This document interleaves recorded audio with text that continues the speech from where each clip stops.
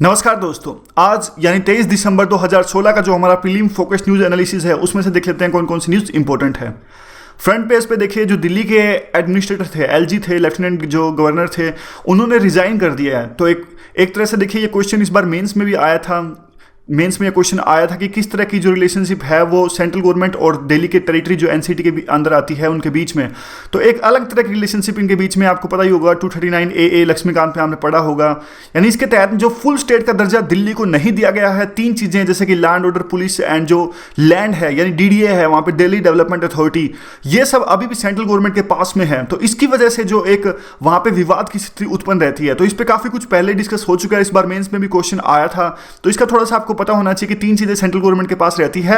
और एक चीज जो दिल्ली में अलग है वो ये है कि दिल्ली में जो एलजी हैं, देखिए बाकी स्टेट्स में क्या होता है, बाकी स्टेट्स में सीएम होता है, यानी सीएम मतलब चीफ मिनिस्टर। तो चीफ मिनिस्टर की मर्जी चलती है, ये एग्जीक्यूटिव है। जैसा ऊपर सेंट्रल गवर्नमेंट में होता है कि मर्जी चलेगी प्राइम मिनिस्टर की, added by the council of ministers, और प्रेसिडेंट सिर्फ उनके एडवाइस पर काम करेंगे। लेकिन दिल्ली में ऐसा नहीं है, दिल्ली में चीफ मिनिस्टर ऊपर नहीं है। और हाल की जो हाईकोर्ट की जजमेंट आई थी उसमें हाईकोर्ट ने साफ साफ कहा था कि देखिए गलत है या सही है। कॉन्स्टिट्यूशन में 339 ए और 340 में साफ साफ लिखा गया है, 239 ए और 240, ये कॉन्स्टिट्यूशनल अमेंडमेंट हुई थी 1993 के अंदर में। इसमें साफ साफ लिखा है कि जो एलजी है वो यहाँ पर बॉस हैं दिल्ली के अंदर में। तो इसीलिए अरविंद केजरीवाल है वहाँ पे जो कहते हैं कि हम डेमोक्रेटली इलेक्टेड गवर्नमेंट है और हमें पावर मिलनी चाहिए। बस इसके बारे में आपको थोड़ा सा पता होना चाहिए। दूसरा, यही पॉलिटिक्स से रिलेटेड भी दूसरा पॉइंट है। देखिए आपको पता होगा, कल हमने डिस्कस किया था कि मणिपुर में एक ब्लॉकेड की सिचुएशन है वहाँ पे। तो जरूरी वस्तुएं भी वहाँ पर लोगों को नहीं मिल पा रही है और यूनाइटेड नागा काउंसिल ने वहाँ पर एक ब्लॉकेड लगाया हुआ है। तो अब देखिए, सेंट्रल गवर्नमेंट ने यह कहा है, ध्यान से सुनिएगा, सेंट्रल गवर्नमेंट ने मणिपुर को कहा है कि देखिए वहाँ पर जो लैंड ऑर्डर स्टैब्लिश करना ये स्टेट की जिम्मेदारी है। तो एक तो सिंपल पॉइंट ये बनता है कि लैंड ऑर्डर है वो स्टेट की जिम्मेदारी, आपको पता ही होगा, वैसे तो लैंड ऑर्डर स्टेट की लिस्ट में आता है। दूसरा ये है, एक कई सेक्शंस ने ये डिमांड की है कि जो सेंटर है वहाँ पे प्रेसिडेंट रूल इस्टाब्लिश करके वहाँ लैंड ऑर्डर इस्टाब्लिश करे। तो 356 ये आर्टिकल होता है। 356 आर्टिकल के तहत सेंट्रल गवर्नमेंट कई जो है प्रोविजंस के तहत एक स्टेट में प्रेसिडेंट रूल इस्टाब्लिश कर सकती है। तो उसमें से एक ये भी है, लैंड ऑर्डर। तो बस आप इतना याद रखिएगा, लैंड ऑर्डर। तो कई बार ये मेंस में लिखने के लिए पॉइंट है। प्री के लिए भी पूछ लेते हैं कि डिफरेंस क्या है नेशनल इमरजेंसी और जो दूसरी हमारी इंटरनल इमरजेंसी होती है। मतलब इंटरनल इमरजेंसी तो 352 के अंदर भी आता है, 356 के अंदर जो आता है उसको प्रेसिडेंट रूल कह सकते हैं। पॉलिटी में आएगा जब हम इसे डिटेल में डिस्कस करेंगे। बस ये मेंस का एक पॉइंट है लैंड ऑर्डर के बेस पे। और दूसरे कौन से पॉइंट होंगे अगर कोई पूछे तो कह देना, अगर कोई भी पार्टी सत्ता में नहीं आई, यानी देखिए मान लीजिए 100 सीट चाहिए सरकार बनाने के लिए, 100 सीट किसी भी गवर्नमेंट किसी भी पार्टी के पास नहीं आई, 3-4 पार्टी हैं सबके पास में ऐसी सीट आई 60-70, तो फिर वो वहाँ पे कोई भी अगर पार्टी सरकार नहीं बनाएगी तो वो भी प्रेसिडेंट रूल लग जाएगा। अब देखिए, एक रिसेंट में एग्जाम्पल था अरुणाचल प्रदेश का जो एक एग्जाम्पल था, उसमें सेंट्रल गवर्नमेंट ने लैंड ऑर्डर के बेस पे प्रेसिडेंट रूल लगाया था। लेकिन बाद में सुप्रीम कोर्ट ने उसे इनवैलिडेट कर दिया था। सुप्रीम कोर्ट ने कहा था कि ऐसे बिना किसी बात के कुछ सबूत होना चाहिए, लैंड ऑर्डर की जो इतनी सिचुएशन थी वहाँ पर थी ही नहीं। तो कहने का मतलब ये था कि पहले तो ये जुडिशियल रिव्यू के अंदर नहीं आता था। पहले तो एक जब इंदिरा गांधी के टाइम था, इंदिरा गांधी और जब जनता पार्टी के टाइम था पुराने टाइम में 1967 के टाइम में, और उसके बाद में क्या उससे उस टाइम पे क्या होता था, जब भी पार्टी चेंज होती, यानी देखिए अगर कांग्रेस गई, जनता पार्टी आई, तो जनता पार्टी ने नो की नो गवर्नमेंट्स में जब प्रेसिडेंट रूल लगा दिया। इस तरह से पहले ये बहुत चलता था। उसके बाद में क्या हुआ, उसके बाद में 2-3 चीजें हुए। एक तो 1994 में एक केस आया, SRI बोमई का केस। आप इसे हमेशा याद रखिए, SR बोमई का केस जो है 1994, SR बोमई, हमेशा याद रखिए इसे, प्रेसिडेंट रूल से रिलेटेड लिख भी देता हूं, SR बोमई। SR बोमई ने कहा कि देखिए हमेशा जो जुडिशियल रिव्यू है हम कंसीडर कर सकते हैं ग्राउंड्स जिनके बेस पे ये लगाया जाता है। उसके बाद में एक प्रेसिडेंट का एक्टिविज्म भी स्टार्ट हुआ। एनडीए गवर्नमेंट थी, एनडीए नहीं थी, दूसरी गवर्नमेंट थी, उस टाइम पे बिहार में प्रेसिडेंट रूल लगाया गया था। तो बिहार में प्रेसिडेंट रूल लगाया गया तो इसकी फाइल गई थी प्रेसिडेंट के पास में। वैसे तो देखिए प्रेसिडेंट जो काउंसिल ऑफ मिनिस्टर्स कहती है उसको एक्सेप्ट करना पड़ता है, लेकिन प्रेसिडेंट के पास में ऐसी पावर है कि उनको रिकंसिडरेशन के लिए एक बार भेज सकते हैं। आपने लक्ष्मीकांत में पढ़ा होगा। तो प्रेसिडेंट ने ये उस टाइम पे ये रिकंसिडरेशन के लिए भेजा, तो उस टाइम पे एक मोरल क्राइसिस पैदा हो गई गवर्नमेंट की काफी किरकिरी हुई थी पूरे देश की जनता के सामने और मीडिया के सामने। तो इसीलिए बाद में देखिए वो बात अलग है, सत्ता चेंज हो गई थी उस टाइम पे, और जो प्रेसिडेंट रूल लगाया गया था बिहार में तो उसको नहीं लगाया। बाद में गवर्नमेंट ने वो फाइल वापस ले ली थी। खैर छोड़िए, छोटा सा पॉइंट था, तो मेंस के नज़रिए से ज़्यादा ही डिस्कस कर लिया हमने। आगे चलते हैं जल्दी से। और उसके बाद देखिए ये भी एक मेंस का ही पॉइंट है।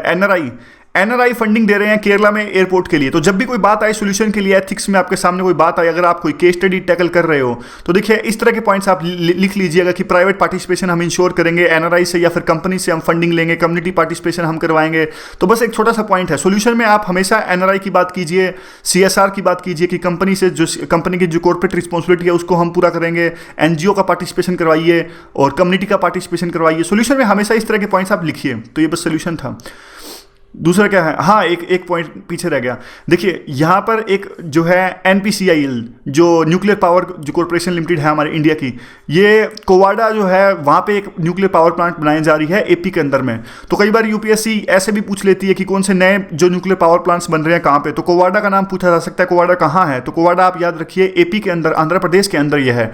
और जो दूसरी साइड्स हैं प्रीलिम के लिहाज से जो इंपॉर्टेंट है, जैसे जैतरपुर, ये महाराष्ट्र के अंदर नया जो न्यूक्लियर पावर प्लांट बन रहा है। गोरखपुर हरियाणा के अंदर बन रहा है।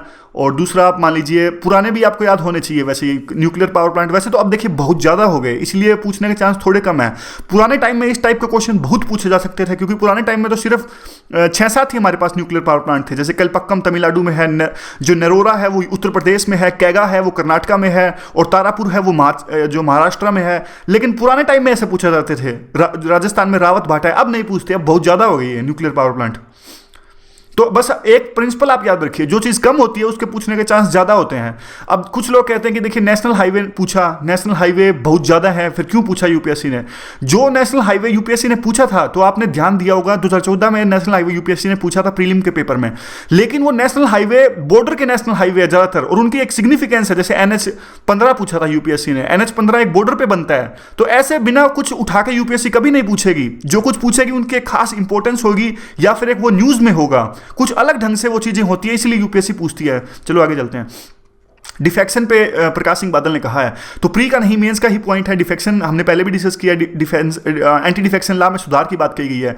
देखिए एंटी डिफेक्शन लॉ 1985 में पास किया गया था, जब राजीव गांधी सत्ता में थे। तो इससे क्या होता है, कोई भी जो किसी की पार्टी का विधायक या फिर एमपी पार्टी चेंज नहीं कर सकता इस्तीफा दिए बिना अपनी सदस्यता से। अगर वो पार्टी चेंज कर लेता है तो ऑटोमेटिक उसकी जो सदस्यता है या जो भी है वो एमपी है फिर एमएलए, अपने आप से वो निरस्त हो जाएगी। लेकिन इसमें काफ़ी लूप होल्स हैं। एक लूप होल्स कौन कौन से हैं, देखिए एक तो साफ साफ ये है कि जो अंदर यानी पार्लियामेंट के अंदर कुछ देखिए स्पीच भी नहीं दे सकता, क्योंकि एमपी क्यों व्हीप लगा देते हैं। व्हीप मतलब जो भी पार्टी कहती है उनको फॉलो करना पड़ता है। तो ना तो अंदर वो स्पीच दे सकते और ना ही अंदर कुछ अपनी डिसेंट रख सकते। मतलब कुछ कई बार तो ऐसी चीजें होती है ना, आप वोट नहीं दे रहे अपनी पार्टी के खिलाफ में, लेकिन आपकी राय तो अलग है, और ना ही ये कर सकते हैं। और इसमें क्या है, 2/3 जो मर्जर होता है उसको अलाउ किया गया है। यानी अगर जो देखिए एंटी डिफेक्शन जो है वो क्राइम है, लेकिन अगर किसी भी पार्टी के 2/3 अगर लोग ऐसा करें तो वो क्राइम नहीं होता, और एक बंदा करे तो वो क्राइम है। ये क्या बात हुई भाई, क्राइम तो क्राइम है, चाहे उसे 2/3 लोग करें या फिर एक लोग करें। तो इस तरह के और भी काफी लूप होल्स हैं, मेंस में डिस्कस करेंगे। अभी फिलहाल का जो प्रकाश सिंह बादल ने कहा है कि इसमें चेंज आने चाहिए, और अगले में देख लेते हैं क्या क्या है। अब देखते हैं ये तो छोटी सी बात है, इसका भी मेंस में यूज हो सकते हैं। सुषमा स्वराज जो हमारी फॉरेन मिनिस्टर हैं, इनका आपको पता ही होगा काफ़ी एक्टिविज्म ट्विटर पर इनका रहता है। तो अभी क्या एक्टिविज्म इन्होंने दिखाया, नॉर्वे में चाइल्ड, देखिए नॉर्वे में क्या है, इसे हम यूज करेंगे अपने मेंस में चाइल्ड के प्रति। नॉर्वे जो कंट्री है वो चाइल्ड के प्रति काफ़ी सख्त है। यानी अगर माँ बाप भी चाइल्ड के प्रति कुछ फिजिकली एब्यूज करते हैं या फिर मारपीट करते हैं तो उनको भी एक गिरफ्तारी का प्रावधान वहाँ पर है। तो उसी टाइप में किसी पेरेंट्स को वहाँ पर गिरफ्तार कर लिया गया या फिर चाइल्ड से अलग कर दिया गया। काफ़ी केसेस डिस्कस किए हैं, तो बस इस पॉइंट को हम यूज़ करेंगे, एथिक्स में यूज़ कर सकते हैं। अगर चाइल्ड लेबर का क्वेश्चन आता है तो कि our country is not so serious about the child rights as the western countries are, this kind of points we can use in essay also, in our paper 2 also, और जब भी society का topic आए paper 1 में also. बस interlinking देखनी है हमें, कौन सा पॉइंट कब हम यूज कर सकते हैं, इस तरह की इंटरलिंकिंग हमें आनी चाहिए, और उससे ज़्यादा कुछ भी नहीं। तो आगे देखते हैं। तो अब देखिए अगला जो है वो भी एक मेंस से रिलेटेड ही है। क्या करें, प्रीलिम से रिलेटेड मिलते ही कम है, तो मेंस के पॉइंट भी क्यों गवाएं हम, इसलिए मेंस के डिस्कस कर लेते हैं ना। जो देखिए टोल कूपन्स हैं, ये केस स्टडी में इस पॉइंट को यूज कर सकते हैं। कैसे जो डिपार्टमेंट के लोग हैं एक इनोवेटिव सोल्यूशन निकाल के ना तो डिपार्टमेंट को लॉस होने दे रहे हैं। क्या हो रहा है कि देखिए खुले की प्रॉब्लम नहीं होती, तो एक कूपन का जो इन्होंने इजाद किया है, कूपन का सिस्टम इजाद किया है। तो इस तरह के जो पॉइंट्स हैं आप अपने एथिक्स के केस में बहुत काम आते हैं कि जब भी देखिए आपको कोई इस तरह की प्रॉब्लम्स आती है, कुछ केस स्टडी आती है, तो आपको इस टाइम पे न्यूज़पेपर के यही पॉइंट याद आएंगे कि हाँ उस टाइम पर उस टोल प्लाजा ने या फिर जो नेशनल हाईवे अथॉरिटी उन्होंने कूपन्स का यूज किया था, हम भी कुछ इस तरह का पॉइंट केस स्टडी में लिख सकते हैं। तो हमें बस अवेयर रहना होगा इन तरह के पॉइंट्स को। कब देखिए हमेशा याद रखिए डिस्कस करने से कब क्या चीज़ याद आ जाए हमेशा फायदा होता है। तो पॉइंट्स डिस्कस करने से याद रहते हैं। आगे देखिए कौन सा है, आगे देखते हैं। ये थोड़ी सी, ये भी मेंस का ही है। ये जो है बांग्लादेश के एम्बेसडर से बात की गई, तो बस यही बात है कि वो कहते हैं कि यूएस के रिलेशंस और बांग्लादेश के जो रिलेशंस हैं अब एक अलाइन कर रहे हैं। तो पूरा का पूरा रुख चेंज हो चुका है। देखिए 1971 में जब बांग्लादेश का वार हुआ था तब यूएस ने विरोध किया था, तब यूएस पाकिस्तान के साथ में था, उन्होंने बांग्लादेश को बनने से ही इंकार किया था। अब जबकि पूरा 90 डिग्री एंगल पे घूम चुके हैं, अब चाइना के जो चाइना के जैसे दबदबा बढ़ रहे हैं बांग्लादेश के साथ, बांग्लादेश के अंदर में, तो हमारे यूएस के साथ में इंटरेस्ट है वहाँ पे जो बांग्लादेश के अंदर है एकदम अलाइन कर रहे हैं। तो यही बात है। इनसे पूछा जाता है कि यूएस के एम्बेसडर से पूछा जाता है कि जो यूएस के एम्बेसडर जो कि बांग्लादेश में है वो हमारे देश की विजिट पर आए थे, जब इनसे पूछा जाता है कि क्या जो चाइना का दबदबा बढ़ रहा है बांग्लादेश के अंदर में तो आप क्या चिंतित हैं, तो ये इसका रिप्लाई इस तरह से रहता है कि देखिए हम चिंतित नहीं है, अगर कोई भी देश बांग्लादेश के अंदर डेवलपमेंट स्टैब्लिश करता है तो बिल्कुल ठीक बात है, लेकिन जैसे कि वो अपने जो बैंक चला रहे हैं जैसे कि AIB या फिर वन रोड वन बेल्ट, इस तरह के जो प्रोजेक्ट चला रहे हैं, यूएस का स्टैंड यह है कि इसमें ज़्यादा ट्रांसपेरेंसी आनी चाहिए और ज़्यादा पता होना चाहिए। ऐसा ना हो कि आप इसके बेस पे यानी ऊपर ऊपर से दिखावे के लिए आप वन रोड वन बेल्ट चला रहे हो लेकिन आपके वेस्टेड इंटरेस्ट कुछ अलग ही है, कुछ नेवल जो है पोर्ट स्टैब्लिश करना चाहते हो। तो ट्रांसपेरेंसी आनी चाहिए, ये यूएस का स्टैंड है। तो इस पॉइंट को हम कहाँ यूज करेंगे? इस पॉइंट को देखिए हम वहाँ यूज करेंगे जब भी हमें किसी देश को रिलेशन सॉल्यूशंस देने की बात आती है या फिर कंक्लूजन की बात आती है, तो हम इसमें ये लिखेंगे कि we should meet with the like minded countries to serve our interest. इस तरह से हम लिखेंगे। जैसे कि देखिए म्यांमार की बात आती है, देखो म्यांमार में हम क्या, अगर म्यांमार में चाइना के बढ़ते दबदबे पे क्वेश्चन आए तो हम क्या लिखेंगे इसमें, हमें हमारे जो म्यांमार के अंदर में जिस देश के इंटरेस्ट सेम है और हमसे मिल रहे हैं उनसे हमारे संबंध बढ़ाने चाहिए और म्यांमार में मिल के काम करना चाहिए। जैसे कि जापान म्यांमार में काफ़ी कुछ कर रहा है, तो हम सोल्यूशन में लिखेंगे कि इंडिया और प्लस में जापान को मिलकर काम करना चाहिए म्यांमार के अंदर में। ऐसे ही हम बांग्लादेश के सोल्यूशन में लिखेंगे। अगर ऐसा क्वेश्चन आए कि चाइना में बांग्लादेश का दबदबा बढ़ रहा है तो हमें क्या करना चाहिए, तो सोल्यूशन में हम लिखेंगे कि हमें यूएस के साथ मिलकर आगे हमें और काम करना चाहिए चाइना को काउंटर करने के लिए। इस तरह से हम अपने पॉइंट को यूज करेंगे। आगे चलते हैं। ये देखिए, ये वैसे तो मिस्त्री और टाटा की लड़ाई चल रही है, तो उसमें जो साइरस मिस्त्री हैं ये गए हैं यहाँ पर NCLT। अब ये जान लेते हैं, NCLT काफ़ी इंपॉर्टेंट हो जाता है यहाँ पर। थोड़ा सा NCLT के बारे में डिस्कस करते हैं। NCLT देखिए अभी अभी बनाया था, ये इसी मेंस के भी करंट अफेयर का क्वेश्चन था। ये क्वेसी जुडिशियल बॉडी है। क्वेसी जुडिशियल बॉडी का भी क्वेश्चन आया था पेपर 2 में इस बारी। क्वेसी जुडिशियल वो बॉडी होती है, जुडिशियल तो होती है लेकिन पूरी तरह कोर्ट की थोड़ी बहुत इनके पास पावर होती है, लेकिन जजमेंट नहीं देते जनरल इश्यूज पर। इनके पास जुडिशियल की वो पावर्स होती हैं जैसे कि किसी को बुलाने के लिए, कोई भी रिकॉर्ड समन करने के लिए, जैसे कि आप ह्यूमन राइट्स कमीशन मान लीजिए, नेशनल ह्यूमन राइट्स कमीशन, इनके पास पावर है कि कोर्ट की तरह पावर है, सिविल कोर्ट की पावर है कि किसी भी बंदे को समन कर सकते हैं, उनको आना पड़ेगा इनके सामने। किसी भी रिकॉर्ड को समन कर सकते हैं, किसी भी पब्लिक पर्सनल को समन कर सकते हैं, ये जस्टिस के लिए। इस तरह की बॉडीज को हम कहते हैं क्वेसी जुडिशियल बॉडी, जिनके पास सिविल कोर्ट की पावर तो होती है लेकिन जजमेंट नहीं देते ये कोर्ट की तरह। और किसके तहत NCLT स्टैब्लिश की गई थी? कंपनीज एक्ट 2013 के तहत अभी पावर में आई है 1 जून 2016 को। देखिए इसीलिए करंट अफेयर में था ये। तो कोई पूछ ले कि कितनी ब्रांच है इसकी, कई बार ऐसे क्वेश्चन आते हैं, क्या ये सिर्फ दिल्ली तक सीमित है? नहीं, दिल्ली तक सीमित नहीं है। इसकी 11 ब्रांचेज हैं और दिल्ली में बल्कि 2 हैं और बाकी ये अहमदाबाद में है, इलाहाबाद में, बस इतने नहीं पूछेंगे। बस क्वेश्चन बनेगा तो इसी तरह का बनेगा, क्या ये दिल्ली में सीमित है? नहीं। और ये ऐसे भी पूछ सकते हैं क्या ये हर स्टेट की कैपिटल में है? इस तरह से उलझा के यूपीएससी पूछती है। और MM कुमार जो है रिटायर्ड जो है पंजाब एंड हरियाणा कोर्ट के, ये नहीं पूछेंगे कौन है इसका चीफ जो चेयरमैन है। बस इतना याद रखिए, 2-3 जो इंपॉर्टेंट पॉइंट है। अब देखिए अफ्रीका का मैप हमने डिस्कस कर लिया और इसी पे हम आगे डिस्कस करेंगे आज। तो इतना तो आपको याद हो ही गया होगा जो हमने बार बार पॉलिटिकल मैप डिस्कस किया है, और बाद में देखिए सरप्राइज टेस्ट होगा आपका। और आगे देखिए रिवर्स आज हम डिस्कस कर लेते हैं। यहाँ पे देखिए 4-5 जो इसकी है मेन रिवर्स है। सबसे पहले तो देखिए सबसे जो इंपॉर्टेंट रिवर है आपको पता ही होगा, नील रिवर जो है इसकी सबसे इंपॉर्टेंट रिवर है। यहाँ से देखिए नील 2 पार्ट से मिलकर बनती है। एक जो इसकी ब्रांच निकलती है विक्टोरिया लेक से, विक्टोरिया लेक से ये निकलती है एक ब्रांच, और यहाँ पे मैं हाईलाइटर यूज कर लेता हूँ। यहाँ पे निकलती है देखिए एक ब्रांच निकलती है विक्टोरिया लेक से, दूसरी ब्रांच निकलती है ये ब्लू नाइल, ये इथोपिया से निकलती है। तो दोनों ब्रांच मिलके यानी व्हाइट नील और ब्लू नील मिलके बनाते हैं ये जो नील नदी है। और नील नदी देखिए यहाँ पर जाती है और इजिप्ट में जाती है। इजिप्ट में कॉटन की खेती के लिए काफ़ी इंपॉर्टेंट है और रेगिस्तान में एक वरदान का काम करती है नील नदी। यहाँ पे जाके मेडिटेरियन में एक बहुत बड़ा डेल्टा बनाती है यहाँ पे नील नदी। और यहाँ पे देखिए ब्लू नाइल जो है, इंग्लिश में नाइल कहते हैं और हिंदी में नील कहते हैं, कुछ भी कह लीजिए आप। तो और यहाँ पे देखिए आसवान डैम है यहाँ पे इथोपिया के अंदर में। और इथोपिया के अंदर आसवान डैम काफ़ी फेमस है क्योंकि ये इथोपिया और इजिप्ट के बीच में एक विवाद का विषय है। तो इस तरह से नील नदी इंपॉर्टेंट है।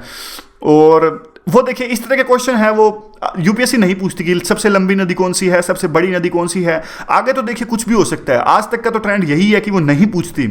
वो पूछती है तो कुछ लॉजिकल चीज़ पूछेगी, कुछ ऐसे नहीं पूछेगी सबसे बड़ी नदी कौन सी, सबसे छोटी नदी कौन सी। इस टाइप के क्वेश्चन तो बैंक में या फिर एसएससी में पूछे जाते हैं। अब मैं बताऊंगा यूपीएससी कौन से क्वेश्चन पूछती है। यूपीएससी इस तरह के क्वेश्चन पूछती है जैसे कोंगो रिवर जो है, कोंगो रिवर क्या जो है इसको ट्रॉपिकल, ये कौन सी लाइन है, ये इक्वेटर है, कौन सी है, जो भी है देखिए इस लाइन को क्या 2 बार काटती है। तो इस तरह का क्वेश्चन आता है देखिए। और इस तरह के लॉजिकल क्वेश्चन जो है वो यूपीएससी पूछती है। और देखिए यहाँ पे देख लीजिए, और कहाँ गिरती है। यूपीएससी देखिए इस तरह के क्वेश्चन पूछती है कि जो कोंगो रिवर है वो गिरती कहाँ पर है, यानी ये इसकी डेस्टिनेशन क्या है। तो अटलांटिक ओशन में गिरती है। यूपीएससी इस तरह के क्वेश्चन पूछती है कि नील नदी कहाँ पर गिरती है, तो ये मेडिटेरियन सी में गिरती है। हमेशा इस डायरेक्शन याद रखिए आप, और कहाँ गिरती है, कहाँ से स्टार्ट होती है, और थोड़ा बहुत आइडिया कि नॉर्थ में है या लेफ्ट में है, किस डायरेक्शन में जा रही है, इतना आपको पता होना चाहिए। बिल्कुल आपको कंट्रीज याद नहीं होने चाहिए इसमें कि कोंगो रिवर अगर आप देखिए याद करने बैठ जाओ कि कौन कौन से देशों से होकर गुजरती है, इतना बिल्कुल भी नहीं। इतना तो देखिए वो हमारे देश के अंदर भी नहीं पूछेंगे। पुराने टाइम में यूपीएससी इंडिया के अंदर पूछती थी कि यमुना नदी कौन कौन से स्टेट्स के बीच में जाती है, ऐसे क्वेश्चन तो अब वो भी नहीं पूछते। वो आजकल भी हमारे देश के अंदर जो क्वेश्चन आते हैं वो भी आपने देखा होगा कि ऐसा आता है कि बैतरनी रिवर कौन सी डायरेक्शन में जाती है, बे ऑफ बंगाल में जाती है कि नहीं जाती है। तो इस तरह से क्वेश्चन यूपीएससी पूछती है। तो यहाँ पे देखिए ये एक इंपॉर्टेंट ये है लिम्पोपो रिवर जो है, लिम्पोपो रिवर नीचे देखिए, लिम्पोपो रिवर जो है साउथ अफ्रीका की काफी इंपॉर्टेंट रिवर है और बोस्तानवे में भी जाती है और इंडियन ओशन में गिरती है। तो डायरेक्शन याद रखिए इंडियन ओशन में। ऑरेंज जो रिवर है वो देखिए वो अटलांटिक ओशन में जाती है, ये भी साउथ अफ्रीका से जाके थोड़ी बहुत यहाँ पे जाती है। तो बस ये डायरेक्शन आप याद रखिए, बस ये मत याद रखिए कि कौन कौन से स्टेट से जाती है, आपको अपने आप याद हो जाएगा। देखिए ऑरेंज रिवर अगर आपको ये पता होगा कि सबसे नीचे है तो आपको इतना तो पता ही है ना, साउथ अफ्रीका सबसे नीचे है। ये तो मुझे भी याद नहीं होता कि कौन कौन से स्टेट से होकर जाती है, बस थोड़ा सा आप ये याद रखिए। ये क्योंकि ज्योग्राफी वालों के लिए, ज्योग्राफी वालों को जो इनका ऑप्शनल होता है उनको भी इतना तो याद नहीं होता कि कौन कौन से स्टेट्स के बीच में जाती है। तो जीएस के लिए हम जितना कर रहे हैं उतना ज़्यादा ही बल्कि हम कर रहे हैं, इतने की जरूरत भी नहीं है शायद। स्नेगल रिवर तो स्नेगल में जाती है देखिए, और नाइजर रिवर भी ऐसे घूम के आती है, यहाँ से आके नाइजर, और नाइजर है उसमें जाती है, ऊपर नाइजीरिया है नीचे नाइजर है, हमने डिस्कस किया था। अब दोबारा से हम मैप देखेंगे भी। और कौन सी रह गई, और एक ये भी इंपॉर्टेंट है Zambezi river. Zambezi river Zimbabwe और जो जाम्बिया है उनका बॉर्डर बनाती है। तो ये याद रखिए हमेशा जाम्बेजी रिवर, ये भी इंडियन ओशन में जाती है।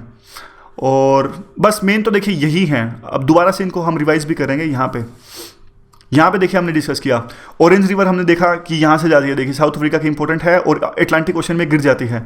लिम्पोपो रिवर जो है वो यहाँ पे जाती है, जो ऑरेंज है वो अटलांटिक में जाती है, लिम्पोपो जाती है वो इंडियन ओशन में जाती है। तो याद रखिए दोनों साउथ अफ्रीका की इंपॉर्टेंट है, और ये लिसोथो में भी जाती है, थोड़ी सी बोस्तानवा में भी जाती है, जो कि याद रखने की जरूरत हमें नहीं है। बस इतना याद रखिए नीचे हैं दोनों, और कौन सी अटलांटिक में जा रही है, कौन सी यहाँ पे जा रही है जो है इंडियन ओशन के बीच में। कोंगो रिवर देखिए, कोंगो रिवर यहाँ से जाती है और एक ज़बरदस्त यूटर्न लेती है।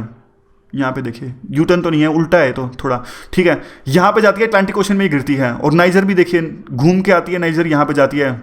और कौन कौन से देश हैं इतना ज़्यादा डिटेल में आप मत जाइए। नील नदी 2 ब्रांच को मिलके बनती है, और यहाँ पे देखिए यहाँ ब्लू नील आती है और यहाँ पे वाइट नील जो कि विक्टोरिया लेक से बनती है। और कौन सी रिवर, जाम्बेजी रिवर आप याद रखिए, जिम्बाब्वे और जो है जाम्बिया इनका बॉर्डर बनाती है। बस इतना ही है, बार बार रिवर्स को डिस्कस करेंगे, याद हो जाएंगे। बस आप इतनी टेंशन मत लीजिएगा कि कौन कौन से कंट्री में जाती है, वो भी याद रखना जरूरी है। वो याद रखना बिल्कुल जरूरी नहीं है।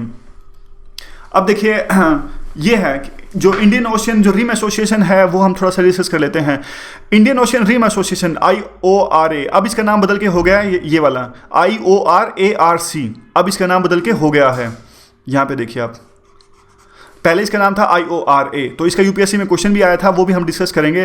तो देखिए ये है क्या, ये इंटरनेशनल ऑर्गेनाइजेशन है और इंडियन ओशन के जो आसपास के कंट्री लगते हैं उनके बीच में है। ये यहाँ पे देखिए सारे के सारे जो इंटरनेशनल ऑर्गेनाइजेशन के कंट्रीज लग रहे हैं उनके बीच में ये है, ये सारे के सारे। लेकिन बस एक बात याद रखिएगा, पाकिस्तान इसमें नहीं है। यहाँ पे देखिए पाकिस्तान इसमें नहीं है, तो याद रखिएगा। बस एक इंपॉर्टेंट फैक्ट ये है, 21 देश इसमें शामिल है। ये देखिए 21 देश इसमें शामिल हैं, ऑस्ट्रेलिया, बांग्लादेश, जितने भी इंडियन ओशन के आसपास लगते हैं, इंडोनेशिया, ईरान। तो ये याद रखने की जरूरत नहीं है कौन कौन से 21 देश हैं। तो इंपॉर्टेंट फैक्ट तो यही है, पाकिस्तान इसमें नहीं है। अगर आपको लगता है आप कोई और भी इंपॉर्टेंट फैक्ट बनता है तो आप प्लीज़ कॉमेंट की फॉर्म में जरूर लिखिएगा। और 21 स्टेट्स हैं। फिलहाल जो सेक्रेटरी जनरल है हमारे भारत के ही हैं, KV भागीरथ, और वाइस चेयरमैन अभी ऑस्ट्रेलिया के हैं। तो 1997 में इसका गठन हुआ था। डेट याद रखिए हमेशा, क्योंकि यूपीएससी इस तरह के क्वेश्चन पूछती है, और पूछा है 2014 के अंदर में, 2015 के अंदर में। वो अभी देखते हैं कौन सा क्वेश्चन उन्होंने पूछा था। तो यह देख लीजिए आगे क्या है इसके अंदर में, यहाँ पे देखिए। तो बस याद रखिएगा कि जो है ये रीजनल एक ऑर्गेनाइजेशन है, इंडियन ओशन के आसपास जितने भी कोस्टल स्टेट्स हैं उनके बीच में बनती है, रीजनल फोरम है। और नेचर क्या है इसका, नेचर तो देखिए बिजनेस के लिए, गवर्नमेंट के लिए ये बातें तो इंपॉर्टेंट नहीं है, किसी भी चीज़ के लिए कोई खास नहीं है। किस बारे में कोऑपरेट करते हैं, ये तो देखिए सारी की सारी जो ऑर्गेनाइजेशंस होती हैं सेम सी बातें कहती हैं। सभी ऑर्गेनाइजेशंस कहती हैं हम कल्चरली हम जो करेंगे वो कोऑपरेट करेंगे, इकोनॉमिकली कोऑपरेट करेंगे। तो ये हमेशा आप याद मत रखिए, ये जरूर याद रखिए कि कहाँ इसका हेडक्वार्टर है, बहुत जरूरी है, ये मॉरिशस में, ये मत भूलिएगा। जो इसका कोऑर्डिनेटिंग सेक्रेटरीट है वो मॉरिशस के अंदर में है, और 1997 में ये इस्टेब्लिश हुआ था। तो अब ये देखिए, ये क्वेश्चन आया था यूपीएससी का। यूपीएससी ने यह पूछा था कि जो IORARC है, क्या ये रिसेंटली इस्टेब्लिश हुई थी। ये देखिए यूपीएससी बहुत लॉजिकल चीज़ें पूछती है और स्टाइल से पूछती है। It was establish very recently, नहीं, वेरी रिसेंटली नहीं, 1997 में पूछा था, 1997 में इस्टेब्लिश हुआ था ये तो वेरी रिसेंटली ऑप्शन गलत हो गया। दूसरा, it is alliance meant for maritime security only. ये देखिए ओनली जब भी आए वहाँ आपके दिमाग की शक की सुई खड़ी हो जानी चाहिए, और यही यूपीएससी पूछाती है, ओनली। देखिए कोस्टल स्टेट्स हैं, तो जो नए बच्चे होंगे वो ये सोचेंगे कि हाँ भाई मैरीटाइम कोस्टल स्टेट्स हैं तो मैरीटाइम की होगा सिर्फ, लेकिन नहीं, यहीं पे यूपीएससी फंसा लेके दोनों फैक्ट्स गलत हो गए। तो ये इसका आंसर होगा D। ये 2015 में यूपीएससी ने क्वेश्चन पूछा था। तो हम आगे भी डिस्कस करेंगे कुछ ऐसी टेक्निक्स, जब आपको कुछ ना भी आता हो तो भी कैसे क्वेश्चन को सोल्व किया जा सकता है। तो आगे डिस्कस करते हैं। इसमें से इंडिया किसका मेंबर है, इंडिया कौन सी ऑर्गेनाइजेशन का मेंबर है, इसमें एपेक का मेंबर है कि नहीं है, एशियन का मेंबर है कि नहीं है, ईस्ट एशिया समिट का मेंबर है कि नहीं है। तो देखिए एपेक का मेंबर तो डेफिनेटली आपने सोच ही लिया होगा अभी तक। तो देखिए एपेक का मेंबर तो डेफिनेटली नहीं है इंडिया, और एपेक की जो मेंबरशिप है अभी इंडिया मांग रहा है, और काफ़ी टाइम से इंडिया को इनकार किया जा रहा है, यानी टालमटोल हो रहा है, लेकिन इंडिया मांग रहा है एपेक की मेंबरशिप तो नहीं है। एशियन का बिल्कुल भी नहीं है, एशियन के मेंबर उसमें सिर्फ 10 मेंबर हैं, और काफ़ी सारे जो हैं ऑब्जर्वर स्टेट्स हैं। देखिए शुरू में क्या हुआ था, शुरू में इंडिया को मेंबरशिप दे रहे थे एशियन की, लेकिन आपको पता ही है इंडिया काफ़ी आइडियल खेलता था पहले। तो इंडिया ने कहा नहीं भाई हमें नहीं चाहिए, हम तो आते ही नहीं आपके इस साइड में, साउथ ईस्ट जो आपके दूसरा साउथ ईस्ट रीजन है इसमें हमारी टेरिटरी ही नहीं आती, तो हमें नहीं चाहिए। तो उस टाइम पे तो इंडिया ने इनकार कर दिया। अब इंडिया की एस्पायरेशंस हैं वो काफ़ी ज़्यादा हैं, वर्ल्ड पावर हम बनना चाहते हैं, जो UN में परमानेंट सीट हम चाहते हैं। तो हमें लगा कि यार जरूरत तो है, लेकिन तब तक इन्होंने मोरेटोरियम बना दिया था। इन्होंने कहा था नहीं हम दूसरे मेंबर लेंगे ही नहीं, और अब सिर्फ हम ऑब्जर्वर स्टेट्स बनाएंगे या फिर डायलॉग स्टेट्स बनाएंगे। तो ऐसे करते करते अब ईस्ट एशिया समिट का इंडिया मेंबर है, याद रखिए। तो इन दोनों में से इसका भी नहीं है, इसका भी नहीं है, ईस्ट एशिया समिट के हम मेंबर हैं। और क्या है, सिंधई फ्रेमवर्क है वो किससे रिलेटेड है। एक ऑप्शन, पहला ऑप्शन है क्या ये डिजास्टर मैनेजमेंट से रिलेटेड है, क्या ये जो पेरिस जो क्लाइमेट चेंज की कॉन्फ्रेंस हुई उसके बाद में जो दूसरी कॉन्फ्रेंस है उससे रिलेटेड है, क्या ये WTO के टैरिफ से रिलेटेड है कि जो डेवलप्ड या डेवलपिंग कंट्रीज के बीच में चल रहे हैं, क्या ये वुमेन को प्रोटेक्ट करने के लिए एक डेवलपिंग कंट्रीज में जो प्रोसेस चलाई जा रही है UN के द्वारा, क्या उसका ये पार्ट है सिंधई फ्रेमवर्क। तो सोच लिया होगा आपने, सिंधई फ्रेमवर्क काफ़ी सुर्खियों में था, मेंस के दौरान भी काफ़ी इंपॉर्टेंट करंट अफेयर इसका बन रहा था। डिजास्टर मैनेजमेंट के लिए एक जो है फ्रेमवर्क है ये, और सिंधई फ्रेमवर्क है, और 2015 से लेकर 30 तक है ये। उससे पहले शायद था जिसका नाम था ह्योगो। तो ह्योगो तो देखिए चला ही गया, तो उसको तो याद क्यों ही रखना, जो चीज़ चली गई उसको क्या याद रखना। पूछेगी तो यूपीएससी लेटेस्ट ही पूछेगी, सिंधई फ्रेमवर्क डिजास्टर मैनेजमेंट के लिए है और 2015 से 30 तक है। तो अगला क्वेश्चन देख लेते हैं हम। देखिए IMF में रिफॉर्म हुए अभी अभी, और इंडिया का जो कोटा है वो बढ़ चुका है नए हुए रिफॉर्म्स के अनुसार में। और वहाँ पे देखिए गुड्स में रिप्रेजेंटेशन है, जैसे इंडिया की जो रिप्रेजेंटेशन है अकेला है, वहाँ पे इंडिया का डायरेक्टर इंडिया को रिप्रेजेंट नहीं करता, एक गुट को रिप्रेजेंट करता है। तो इंडिया के गुट में और कौन कौन से देश शामिल हैं, क्या बांग्लादेश है कि नहीं है, श्रीलंका है कि नहीं है, नेपाल है कि नहीं है, भूटान है कि नहीं है, मालदीव है कि नहीं है। तो आप बताइए इसका आंसर क्या होगा।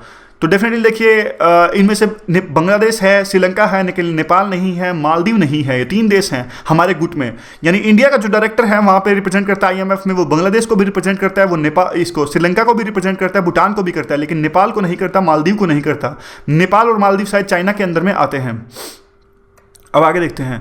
पैम राजपूत की कमेटी काफी सुर्खियों में थी, इन्होंने अपनी रिपोर्ट सौंपी थी और काफी इस पर चर्चा हुई थी। तो पैम राजपूत की कमेटी किससे रिलेटेड है? क्या ये वुमेन से रिलेटेड है? क्या ये टैक्स से रिलेटेड है, टैक्स रिफॉर्म्स के लिए, डायरेक्ट टैक्स में रिफॉर्म लाने के लिए? क्या ये बैंकिंग को सुधारने के लिए और इसमें जो स्ट्रेस है उसको कम करने के लिए थी, या फिर इलेक्शन में रिफॉर्म्स के लिए थी? तो किस चीज़ से रिलेटेड थी पैम राजपूत की? ये पैम राजपूत की कमेटी थी, देखिए याद रखिए हमेशा, अभी तक आपने सोच लिया होगा, वुमेन से रिलेटेड है।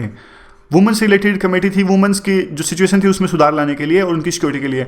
तो देखिए इस पॉइंट को सिर्फ आप ये मत देखिए, अब ऐसे इस टाइप को पॉइंट्स को आप मेंस में भी इस्तेमाल कीजिए। मेंस में अगर कोई क्वेश्चन आता है कि वुमेन की सिचुएशन को कैसे सुधारा जाए, तो ये पैम राजपूत जो फैक्ट आपको प्रीलिम में याद हो चुका है, इसी फैक्ट को आप मेंस के आंसर में यूज करना सीखिए, कि आप आंसर में इसे लिखेंगे कि पैम राजपूत की कमेटी। एक जो अभी इंपॉर्टेंट है, अभी अक्टूबर में हुआ था नेशनल ट्राइबल कार्निवल, कौन सी लोकेशन पे इसको होस्ट किया गया था? कोहिमा में, शिलोंग में, गंगटोक में या दिल्ली में? कहाँ इसको होस्ट किया गया था? अक्टूबर में ये हुआ था। तो देखिए याद रखिए इसको, हमेशा दिल्ली में इसको होस्ट किया गया था। तो बस इतना ही याद रखिए, पूछता सकता है ये। फर्स्ट जो आइलैंड डिस्ट्रिक्ट है इंडिया में, कौन से स्टेट में आया है? क्या ये केरला में आया है? क्या ये आंध्र प्रदेश में आया है? क्या ये असम में आया है या तमिलनाडु में आया है? तो सोच लिया। देखिए ये जो हमारा फर्स्ट आइलैंड जो डिस्ट्रिक्ट है इंडिया में, वो आया था हमारा असम के अंदर में। मंजुली सबसे बड़ा जो है, मंजुली जो है हमारा रिवर आइलैंड है, पूरे वर्ल्ड के अंदर में मंजुली सबसे बड़ा रिवर आइलैंड है। तो देखिए आज के डिस्कशन में बस इतना ही। और देखिए मंडे से हम क्या करेंगे, एक थोड़ा थोड़ा करंट अफेयर भी डिस्कस करेंगे। अभी तो सिर्फ क्वेश्चन डिस्कस कर रहे हैं हम। मंडे से हम क्या करेंगे, जून से जो हमारी प्रोसेस जारी है करंट अफेयर डिस्कस करने की, उसमें हम थोड़े थोड़े सीधे डायरेक्ट करंट अफेयर भी डालेंगे। बस ये है, स्लाइड्स नहीं बन सकती, क्योंकि जितनी ज़्यादा स्लाइड्स बनेंगे उतना कम डिस्कशन हमारी हो सकती है। यानी अगर डिस्कशन बढ़ानी है तो स्लाइड्स नहीं चाहिए। तो हम डिस्कस करेंगे मंडे से, लेकिन स्लाइड्स नहीं होंगी, लेकिन डायरेक्ट करंट अफेयर हम डिस्कस करेंगे ज़्यादा से ज़्यादा। सो आज की डिस्कशन में बस इतना ही। Thank you very much for discussion.